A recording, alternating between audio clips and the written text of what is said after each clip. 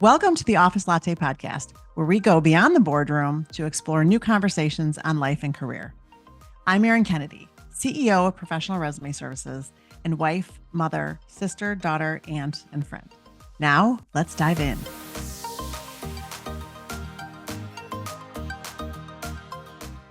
Hello, Summer. Hello. How's it going, Erin? Good. And I was going to say, how was your weekend? But I know how your weekend was because you are moving in 5 days.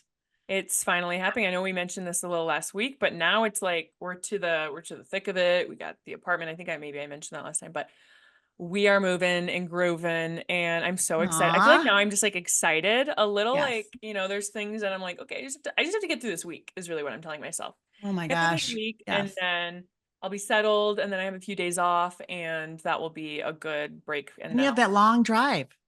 Yeah, I have a nice long 5-day car ride with my 2 cats. Yeah. I'm so excited. That will be so much fun. I can't even imagine how much fun that would be with 2 cats in the car. Oh my gosh. Beautiful. Yeah. So that will be interesting. So you had told me you're kind of moving into sort of a cool community. Yeah.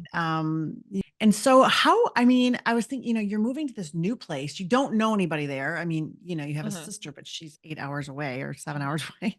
How, what are your plans on like making new connections there, making friends? Are there like coffee shops around? Do you have any plans? Oh, yeah. Yeah. No, there's a lot of coffee shops. And I tend to go and work at coffee shops anyway, like even here where I live now.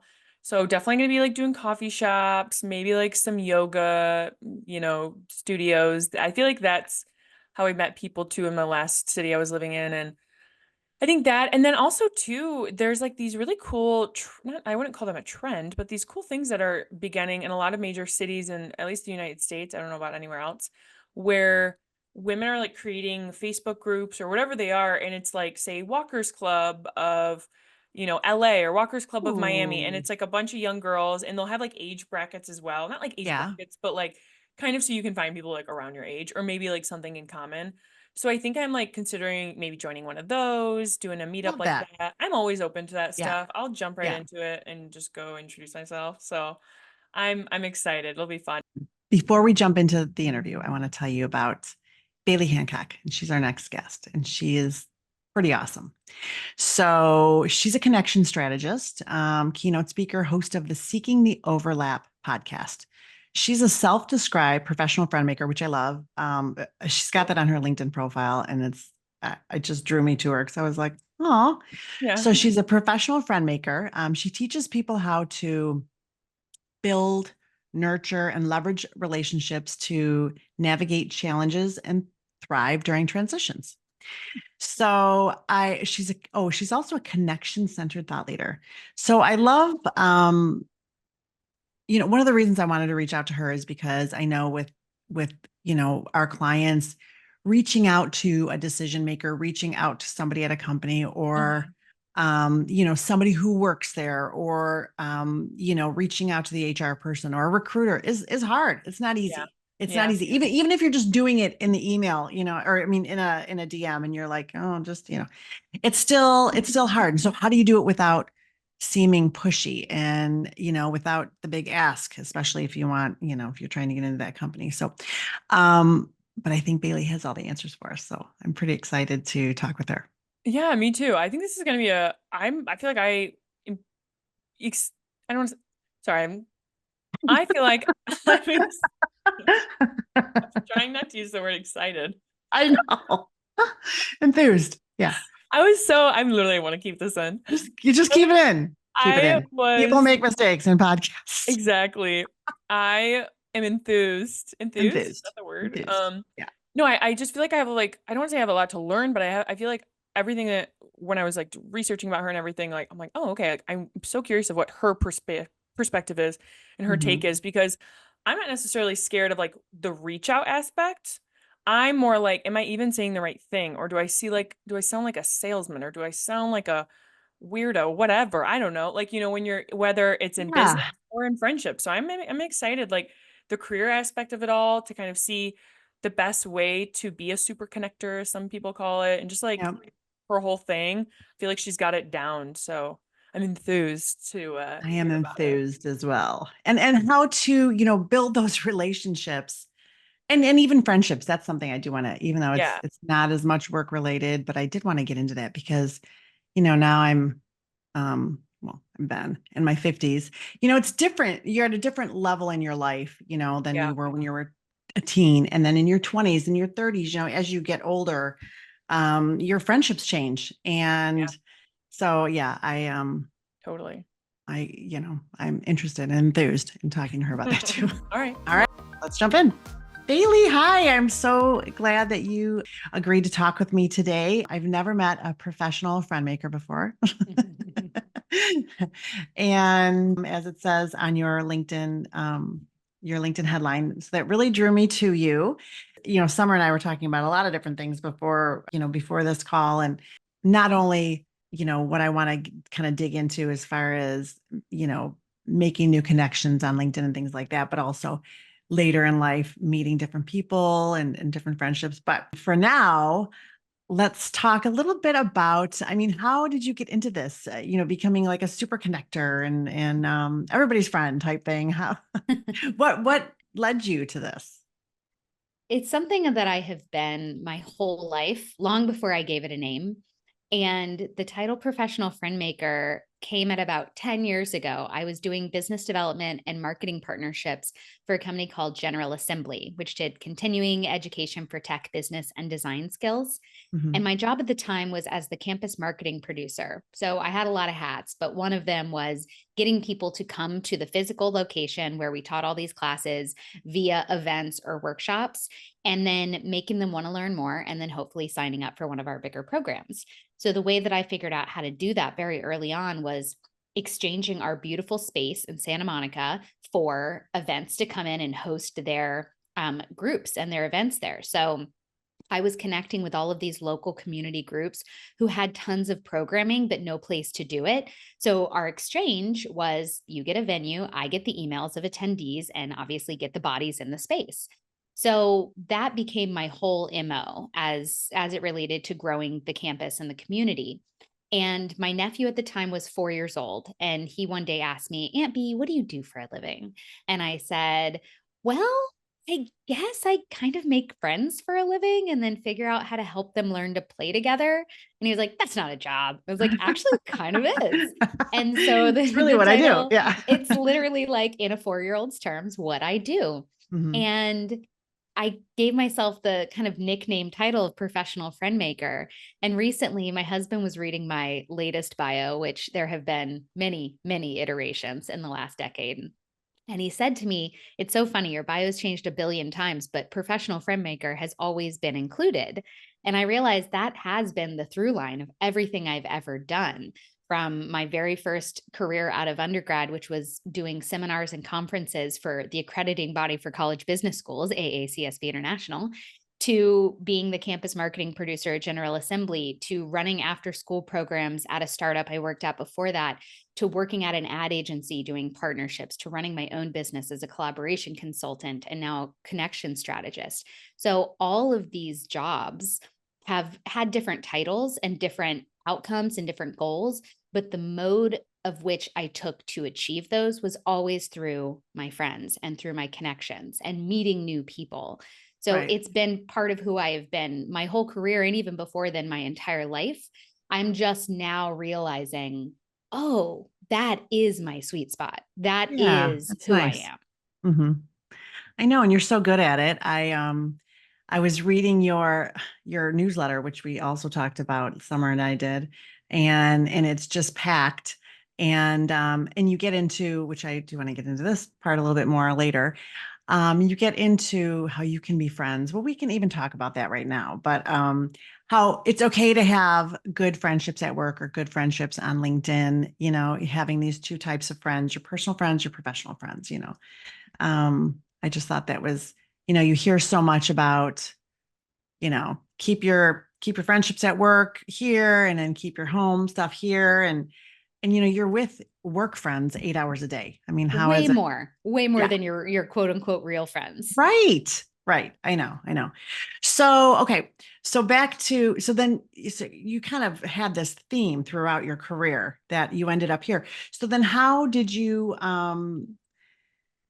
start turning this into, I know, you've got the 3 C's. So I do want you to talk about the 3 C's because I think that's huge too. Um, but something the main thought kind of I had is really talking to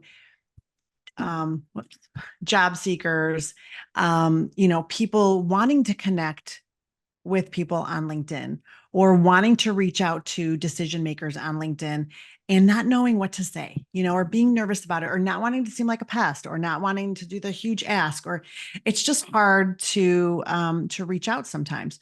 So I think that the 3 C's that you're going to talk about will kind of, work well with those questions. But how would you suggest somebody reach out on LinkedIn or any type of social media, Instagram or whatever, somebody that you want to meet, and especially for like job purposes, but especially I was going to say job seekers, we always tell them begin a relationship with a hiring person or begin a relationship with somebody at the company that you want to work, but it's taking that step. So Yeah.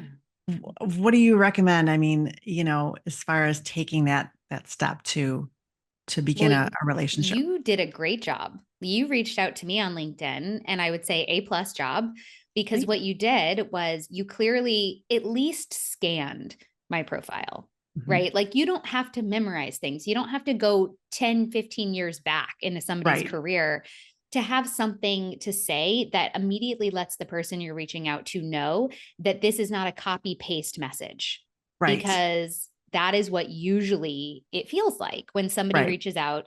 And we'll specifically talk about LinkedIn because I love LinkedIn more than any other social media platform because it feels real to me in the sense that you can't hide behind an avatar. You can't hide behind a made up name. Like it's your name, it's your Yep. face, it's your work history. So like these are real people. And I think that there's a bit more decorum on LinkedIn than there is anywhere else. Even Yeah, if, I agree. yeah, and LinkedIn's not It's perfect. Look, it's right. cringy. It can be Yeah. really like eye rolly. My God. Oh yeah. But I think Sometimes it's that just too much personal stuff. it's just like, okay, are you real or are you like a professional robot? Which, Oh, for sure. Yeah. yeah, I mean, to go back That's to your huge. point about Yeah. personal friends and professional friends, I deeply believe that people are people are people are people. And you Mhm. happen to meet somebody at work, you happen to meet somebody at a dinner party, you happen to meet somebody in the grocery store line or in a Zoom chat. Like you can meet people anywhere, but they shouldn't be confined to the box in which you met them. Because when you do that, you cut off all of these potential opportunities for the sake of what? Categorization? What is the point, right? Right. Like Yeah. why do we do that? And I'm sure there's a psychological reason, and also that's how we've been trained as I was just professionals. gonna say, and that's what you hear, and Yeah. yeah. But I think we can throw that out. Honestly, we're making up the rules. I think there's so much that's going on in our culture and society right now where we're really turning backwards, being like, wait, why do we do this thing again? Like, what was the real point of this? And I love that for us. It's also very unnerving because everything seems to be up for debate or up for adjustment. But Mhm. when I'm in a positive headspace about it, I think, well, thank goodness we're finally saying, okay, is this actually serving me? Is this Right. behavior that I've been trained to do serving me? And I think the categorization of people based solely on where you met them or where you most often interact with them is so limiting, because you could meet somebody this weekend at a craft festival or an art show, and you bump into them and that's where you met them. So that's going to be the lens through which your relationship begins. But once you start to talk to them and get to know them, you might find that they're the VP of a company you've been dying to work at, or their Right. husband or their partner works there. Like those are the opportunities that come through Yes. human beings. And you won't know if you're sticking to a Right. script based on how you met them. Right. So that That's is an true. important piece. It's huge. That's so true. Yeah. Yeah, You I just love limit that. You yourself. just never know. And you are limiting yourself if you're just thinking it needs to be only at a networking function, or yeah. Right. My God, because also I don't know a single human being on this planet that likes to go to networking events. Oh, It sucks. Even the good yes. ones. It's just a lot on your emotions and nervous system and ego. And, nobody wants to like gear up to go put on a pencil skirt and a blazer and Yeah, exchange business. And like nobody wants to do that. So I I know. think the And make permission slip. small talk and hope to make a Okay. connection. And The small talk. I want to talk about that soon too, yeah, because that's a huge thing that people let stop them from meeting new people because they think small talk is a prerequisite to yeah, deeper conversations. And I don't think it is. So yes, stop categorizing people as much as you can, because then you don't have to go to quote unquote networking events to meet new people. I have a post, I think, coming out this week on LinkedIn that is basically outlining where I met the last 10 people that I connected with in the previous 2 weeks, you being one of them. mhm, And I broke it out. And what I found was 3 of them were via LinkedIn, 3 of them were Instagram, 2 of them were from an event I spoke at, and 1 of them was from the chat on a Zoom webinar that she and I oh, were both on. uh-huh, So not one of those was a networking event. Not one of those were situations where I exchanged a business card with somebody. They were all somewhat organic, but intentionally organic. So you were one of those. You were one that I met through LinkedIn. And as I started this part of the answer, you came in saying, I love your headline. I've never seen that before. I think that's so right, cool. mhm, And you had said, I would love to have you on my podcast. And so immediately what you're doing is saying, I see you. I like what I see. I'd love to and you've set up a call so that we could connect before this podcast to get to know mhm, each other a little bit better. mhm, And you immediately had a very clear call to action for me, which was, I'd like to have you on my podcast and let's chat first. Here's my link.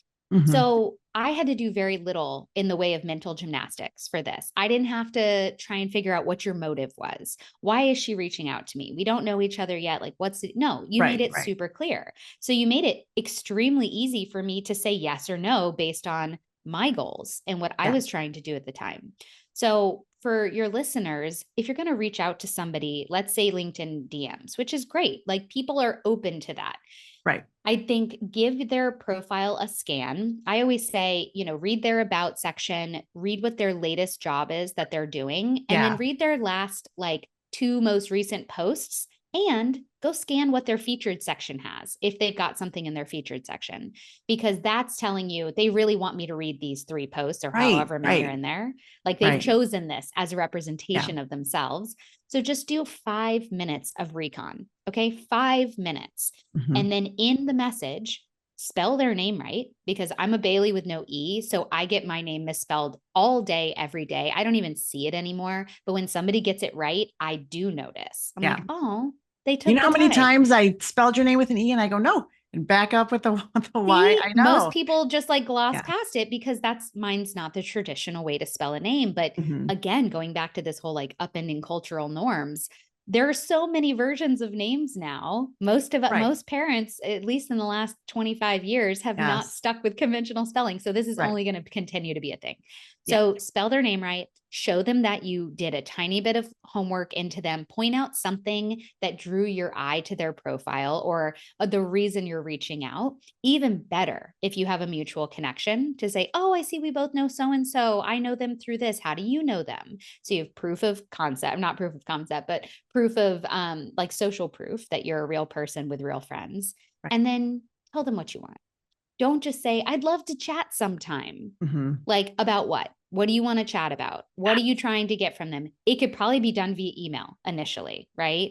So Can you we just came stop in. right there for a minute? Yes. I tell you, this happens so often in my DMs. People that I don't know are like, oh, I'd like to learn more about what you do. Let's have coffee. Let's do a coffee chat. And I'm like, I don't know anything about you. No, I'm not going to just get on with a no. stranger because I don't even understand that tactic. I really don't. It feels lazy, honestly, because I, they it know, feels like intrusive. Like I'm like, it's I don't know you. super. You're going to ask me. I don't know. It's just weird. Yeah, no, it is. It is a weird vibe to set the Mhm. tone.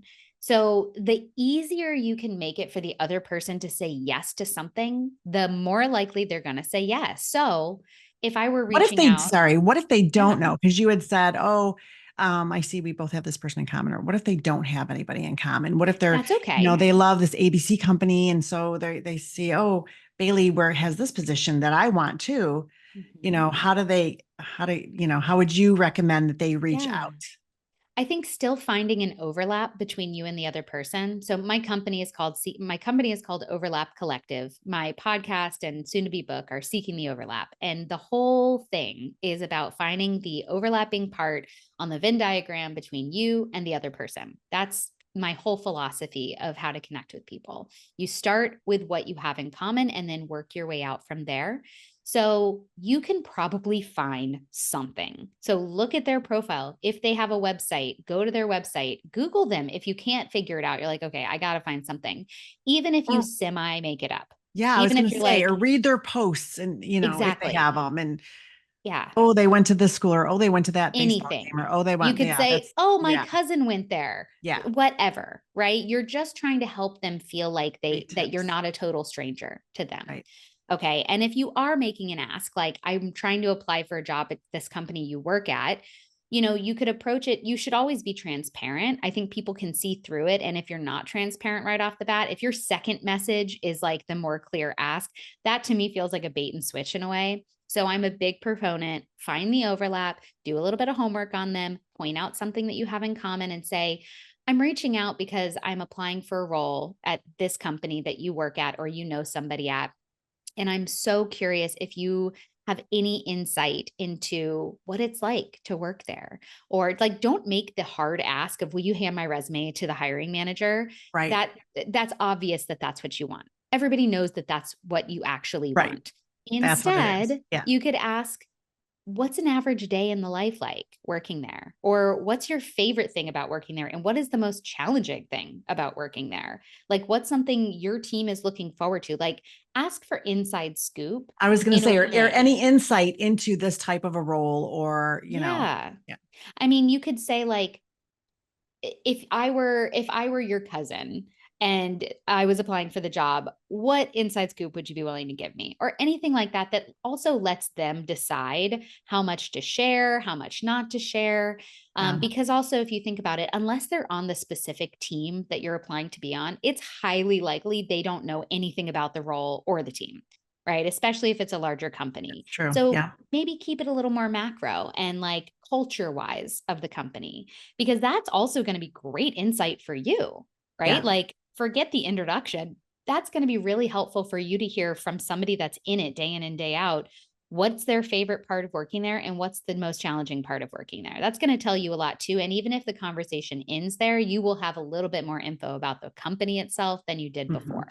So don't ask for coffee, for the love of God. Don't ask them to get on a call. They don't know you. They don't owe you. Yeah. They don't have time for that. Even if they do, they're not going to want to spend their limited free time with a total stranger that's going to give them nothing in return. Yeah, exactly. This is all just about giving to the stranger. Right. Exactly. Yeah, that's what we recommend is don't do that.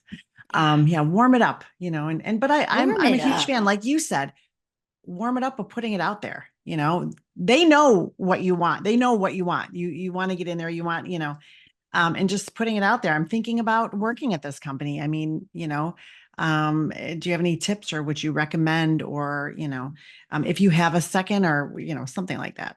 But I thought of one more thing that I would have appreciated. So when I was at my last day job, it was a pretty well-known company. So I was getting hit up by strangers all the time for introductions or like referrals on the inside. And I was so buried. I was so freaking buried and busy in that job for 2 straight years that I barely even opened LinkedIn, let alone engaged on there or responded to cold, outreach. Yeah.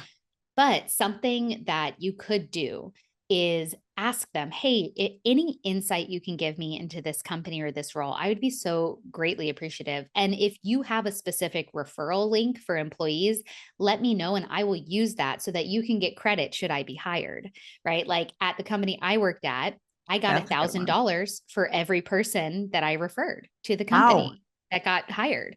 Yeah. Right. They had to stay for 30 days and then I got $1,000. And so I ended up referring like 5 people to the company. I had a side gig going on with That's these amazing. referrals. And that is a great tip too. I mean, it's free money. And then now you've just made it worth their while to help you get hired there. Love it. Wow. Yeah, that's a good idea. I mean, that's smart. So, tell me about your 3 C's. The 3 C's. 3 C's. When I came up with them originally, or came up with the concept, I was calling them the 3 C's to saving humanity, which is still true. But I have learned in the last year that they are much more applicable on a day-to-day basis than saving humanity. So the 3 C's are community, connection, and collaboration. My entire career and life have been centered around these 3 C's. Whether I was building community, engaging in community, I was doing collaborations, teaching people how to collaborate. Connection was always the through line between both of those, right? I was such an extracurricular aficionado, we'll say, from the time I was like 7 till now. It peaked in high school, though. My sophomore year of high school, I was involved in 8 extracurriculars Oh my in that goodness. 1 year. Yeah, I don't know when I did anything. Where did the energy Isn't it come amazing from? what you could juggle when you were like a Oh teen my in your God. 20s? I know. 16 I know. years old, I could have I run the know. world. I don't know what happened. But I was always involved in a ton of clubs and different communities, which meant I always had a ton of different circles of friends. And with collaboration, once I got into partnerships back at General Assembly and I was growing our campus community through partnerships, I had one more job after that and then started my first company at the end of 2016. And it was a collaboration consulting business. So I was teaching primarily service-based entrepreneurs how to grow their business with partnerships. So I've always loved the idea of having a lot of friends and then finding out cool ways to get those friends to play nice together, just like I told my nephew. Right. And connection has been the how of it all, right? You have to understand how to like deeply connect with other people so that they want to help you and so that you can help them. And so now I think of collaboration as anytime 2 or more people are coming together to support one another in a specific, tangible way. So what you and I are doing together right now is a collaboration, right? You've invited me here to talk to your listeners, which is valuable content for them. I'm getting I'm creating awareness with your listeners of what I do. So we are collaborating right now. So the 3 C's, it's really my guide to helping people figure out how to build, nurture, and leverage relationships to navigate challenges, thrive in transitions, and achieve greater success than they can on their own. So the community piece directly correlates to building. That's where you're going to find new humans to be part of your life and your personal community. That's getting out there and building relationships, finding new people, whether that's connecting on LinkedIn, in the Zoom chat, which, like I said, I've literally met new friends there, at the parent drop-off line at your kid's school, or in a very formal networking event. Doesn't matter. Then connection is the nurture part of that, because that's where you're actually forming relationships, be they professional or personal. I don't care, remember. So that's where you're nurturing the relationship. You're supporting one another. You're liking their posts. You're sending business their way. You're seeing job postings that you think they might like. You are telling them, oh, I actually, play pickleball with a woman who does HR at the company you're trying to get into. I'll make an introduction. So that's where the good stuff is. That's my favorite part, is in the nurturing, because you can show up for other people and they can show up for you in a way that makes you just feel seen and supported, which is at the end of the day, everything we want, right? We just want to feel like people care about us. Absolutely. Yeah. That's it. Everything else is secondary. And then the final piece, leveraging relationships, corresponds directly to collaboration. So this is where you're actually like doing the thing to support each other. You're saying, oh, you want that job? Let me help you get that job. Oh, you're trying to get podcast appearances? Let me introduce you to 3 hosts that I know. That's where the rubber meets the road. And you can think of it as a funnel, community at the widest top part, where yes, that's where the bulk of your people are going to be. Then you go one level deeper, and that's where the connection's happening. You're not going to have a deep relationship with everybody in your network. You're not supposed to. That'd be weird. And then the collaboration piece is the smallest part of the funnel. That's where things actually happen between you and those connections. And it's just a never-ending cycle, because what happens with the collaboration piece, this show being a perfect example, there might be a listener that hears me that says, oh, I want to know more about this 3 C's Digest, your newsletter.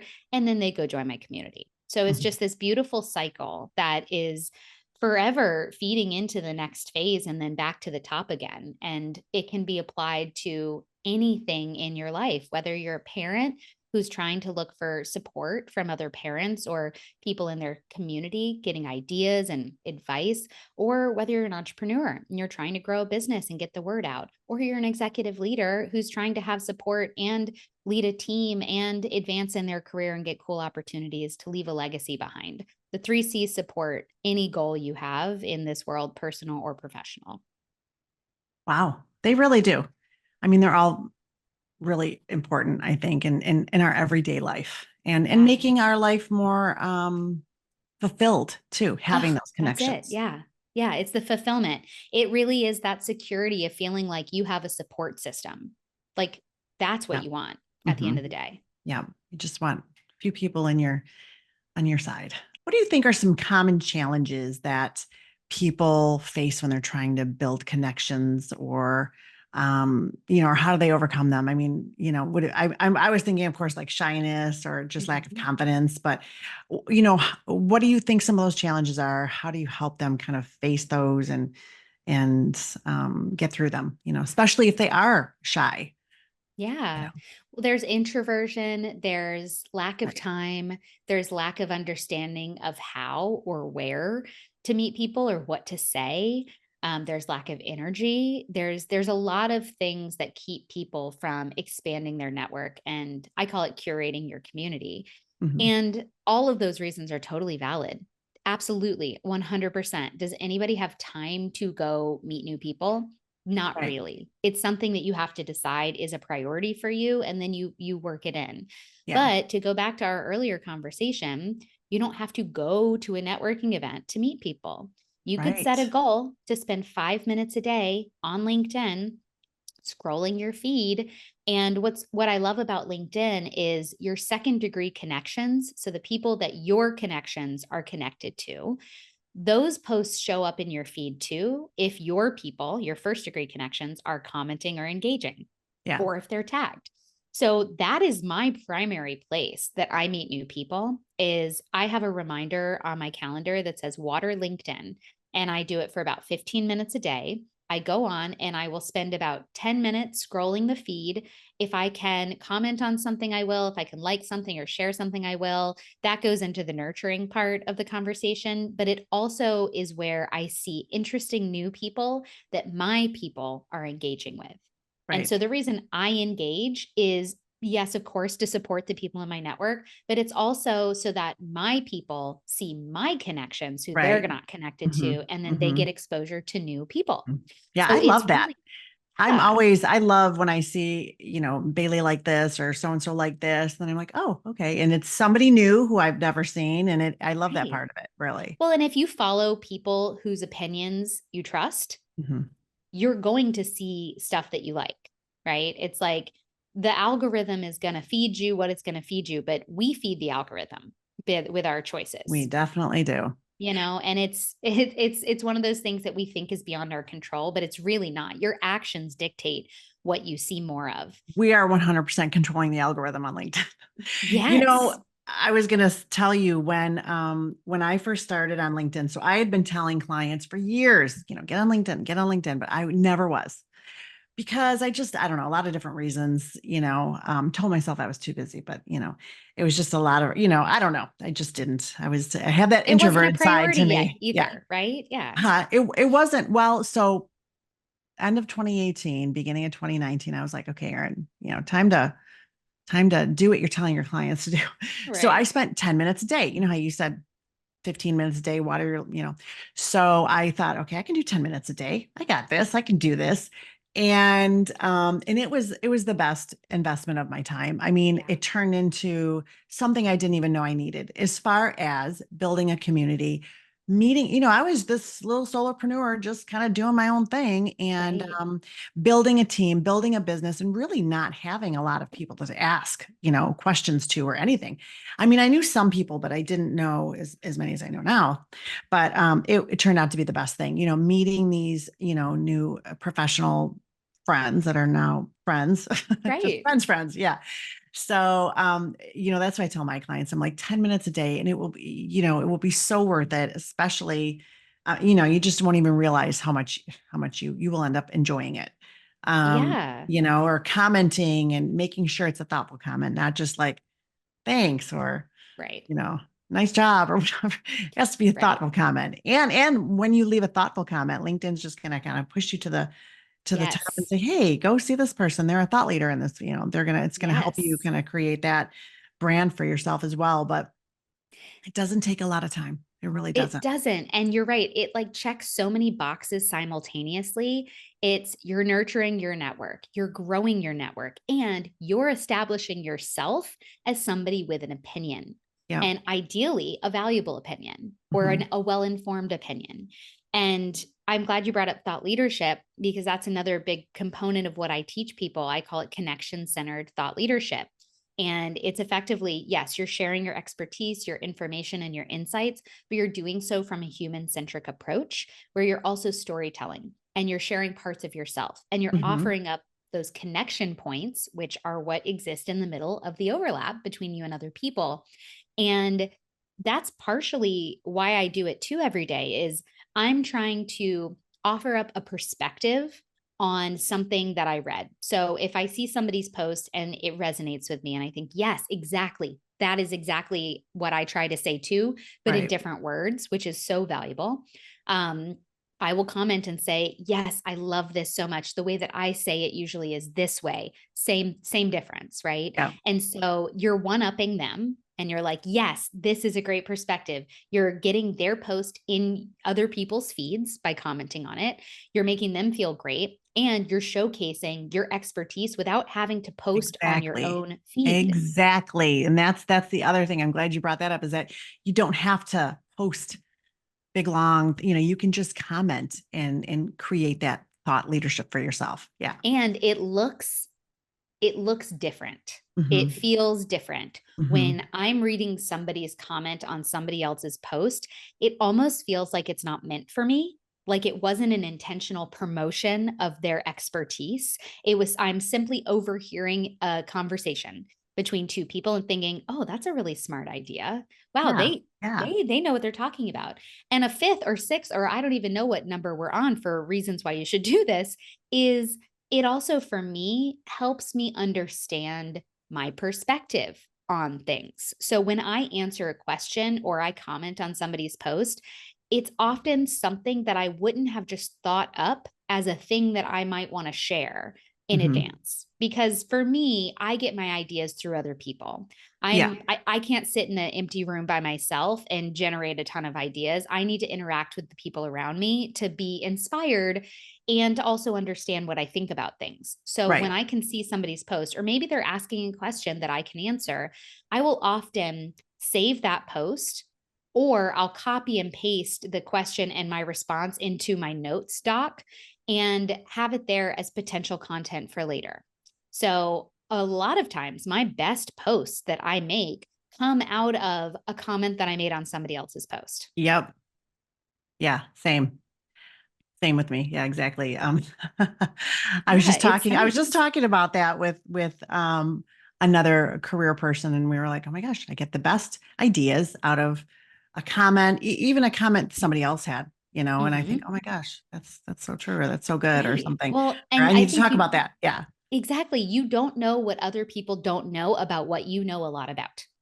Right. This is also why I love being on podcasts, because I'm so in it every day with the 3 C's and with connections and networking, that it can be really hard to remember what people feel confused about or what they just don't even know about. So when I get asked questions, it gives me a chance to say, oh, okay, this thing that feels like so clear to me is murky for other people. Let me find a good way to explain this. So it's the same with answering, those LinkedIn contributions I have complicated feelings about. I do them because I feel like, why not?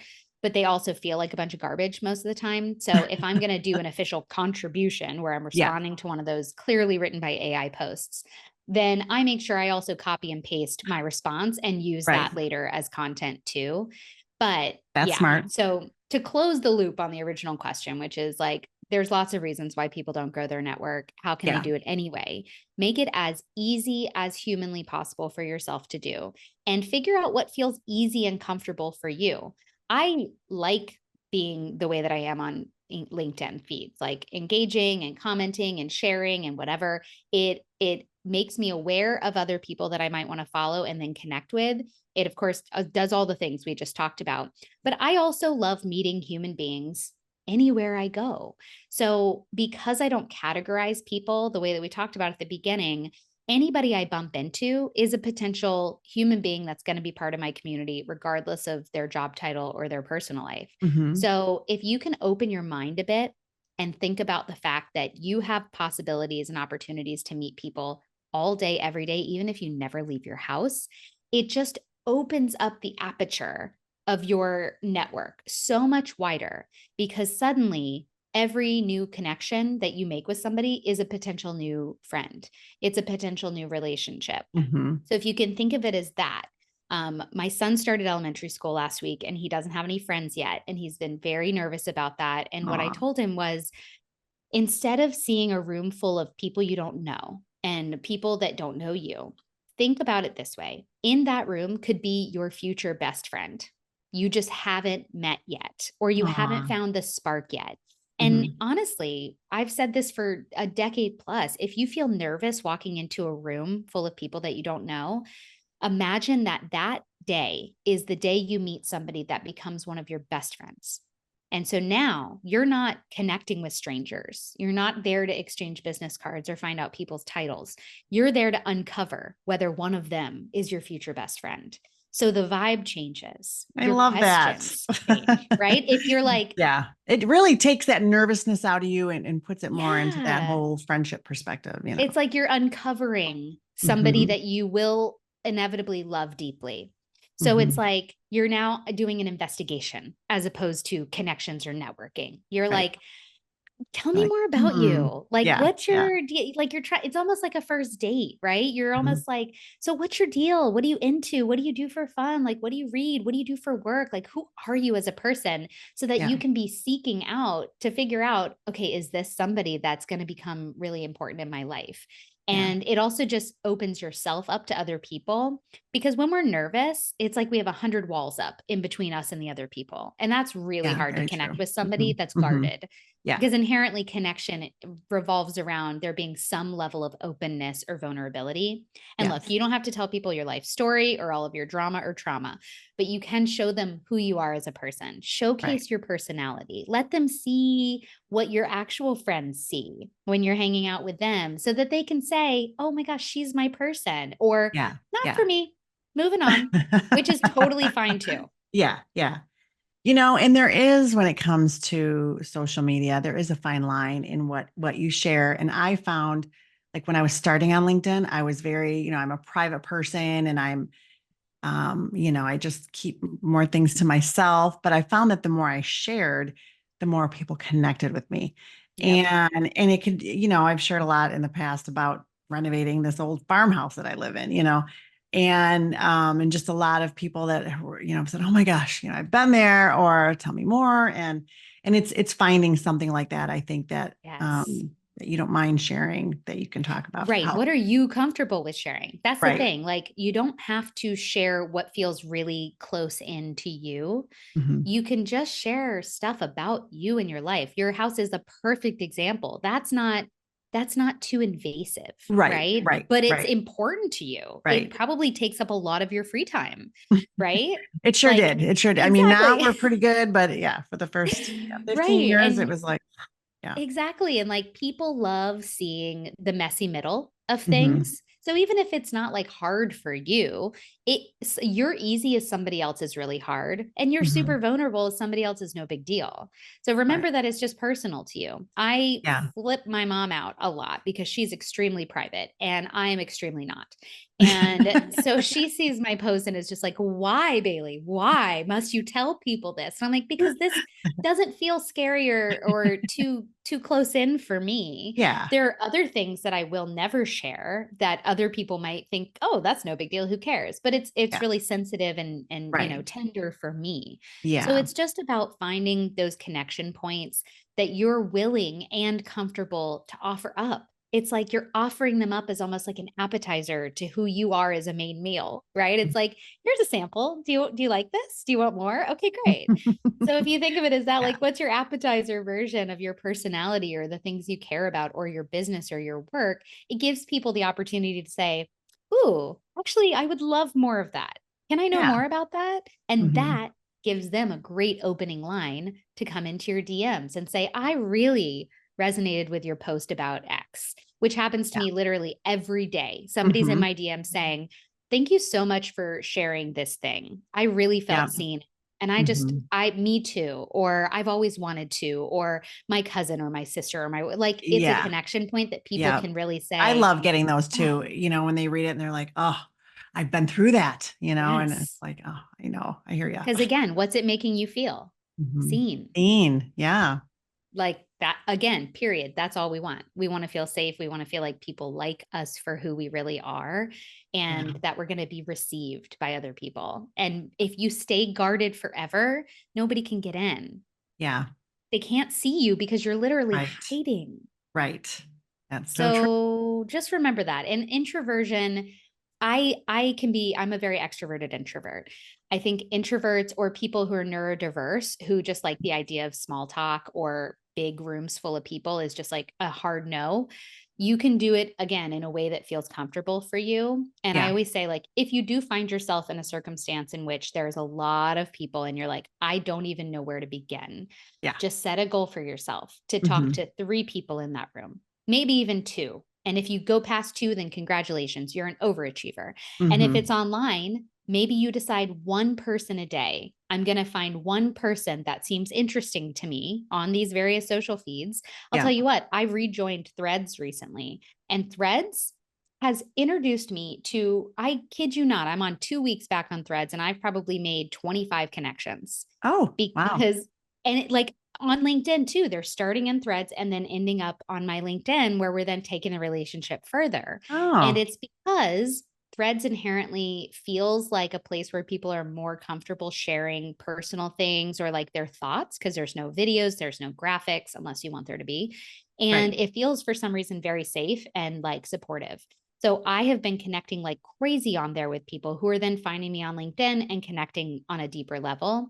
So just remember, like, you don't even have to leave your comfy chair at home. I know. It's amazing. To meet people. Yeah, I know. It is Thank amazing. God. How lucky are we?